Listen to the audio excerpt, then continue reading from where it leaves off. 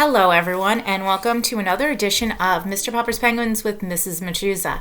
Yesterday we left off where they were having money worries because remember Mr. Popper was no longer working in the winter, and now they had 12 penguins to feed along with their regular family of 4. And so does anyone remember what the idea was that Mr. Popper came up with? Right, it was to have a trained penguin act. So he and his wife decided to bring the piano downstairs, and they did an act where the penguins would all dance around, and 2 of them would fight in the middle. One, Louisa would lead with a flag in her mouth, and everyone would follow her. And then the last part was they would go up ladders, walk across a board, and go down another side of ladders. So now I think they might try to pitch the idea to someone. So this chapter is chapter 14. It is called Mr. Greenbaum. Now I'm thinking he's probably the person that they're going to try to pitch the idea to. Well, let's see. "Look here," said Mr. Popper at breakfast one morning. "It says here in the Morning Chronicle that Mr. Greenbaum, the owner of the Palace Theater, is in town. He's got a string of theaters all over the country. I guess we had better go down and see him." That evening, it was Saturday, the 29th of January. The Popper family and their 12 trained penguins, 2 of them carrying flags in their beaks, left the house to find the Palace Theater. The penguins were now so well trained that Mr. Popper decided it was not necessary to keep them on leashes, and instead they walked to the bus line very nicely in the following line of march. Mr. Popper, Greta, Captain Cook, then Columbus and Victoria, Mrs. Popper. Then Nelson and Jenny, and Magellan and Adelina, then Janie and Bill Popper, Scott, Isabella, Ferdinand, and Louisa at the end. So here is a picture. You can see them in that nice little line, walking. The bus stopped at the corner, and before the astonished driver could protest, they had all climbed aboard on the bus, and it was on its way. "Now, do I pay half fare for the birds, or do they get to go free?" asked Mr. Popper.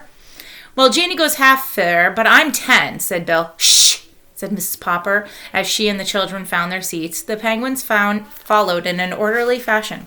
"Say, mister," said the driver, "where do you think you're going with that exhibit?" "Downtown," said Mr. Popper. "Here, let's call it 50 cents and let it go at that."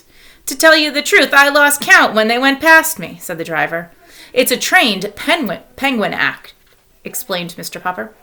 "Are they really birds?" asked the driver. "Oh, yes," said Mr. Popper. "I'm just taking them down to the Palace Theater now to interview Mr. Greenbaum, the big theater owner." "Well, if I hear any complaints, they're off at the next corner," said the driver. "Fair enough," said Mr. Popper, who wanted to ask for transfers in that case but decided to let well enough alone. The penguins were behaving very well. They were sitting quietly 2 to a seat while the other passengers looked on. "Sorry," said Mr. Popper, addressing everyone on the bus, "but I need to open all the windows. These are Antarctic penguins, and they're used to having it a lot colder than this." It took Mr. Popper quite a while to open all the windows as they were stuck.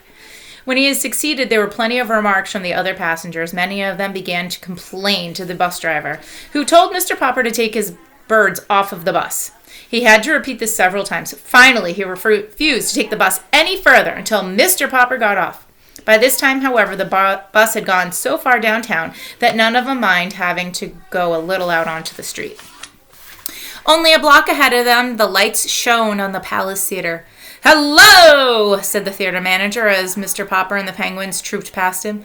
"Sure, Mr. Greenbaum's here in my office. You know I've heard a lot about these birds of yours, but I really don't believe it. Mr. Greenbaum, meet Popper's penguins. I'll be leaving you. I've got to go backstage." The penguins, now standing politely in 2 rows of 6 each, looked cautiously at Mr. Greenbaum. Their 24 white-circled eyes were very solemn. "All of you people crowding around the door, go back to where you belong. This is a private conference." And then he shut the door. The Popper sat down while Mr. Greenbaum walked up and down the double row of penguins, looking them over. "It looks like an act," he said. "Oh, it's an act, all right," said Mr. Popper. "It's Popper's Performing Penguins. First time on any stage, direct from the South Pole." He and Mrs. Popper had thought of that name. "Could we call them Popper's Pink-Toed Penguins?" said Mr. Greenbaum. Mr. Popper thought for a moment. No, I'm afraid we couldn't. That sounds too much like a chorus of girls or ballet dancers, and these are birds, and they're pretty serious. I don't think they'd like it." "All right," said Mr. Greenbaum. "Show me the act." "Well, there's music to it," said Janie. "Mama plays the piano." "Is that true, madame?" asked Mr. Greenbaum. "Yes, sir," said Mrs. Popper. "Well, there's a piano right behind you. You may begin, madame. I would like to see this act. If it's any good, you people have come to the right place. I've got theaters from coast to coast. But first, let's see your penguins perform. Ready?" "Well, we'd better move the furniture first," said Bill. Oh, and that's the end of that chapter already. So now they're going to do their little act for Mr. Greenbaum. Do you think it's going to be a success? Yes? No? Well, you'll have to wait to find out. So thanks for joining me, and we will see what happens in the next chapter. Toodaloo!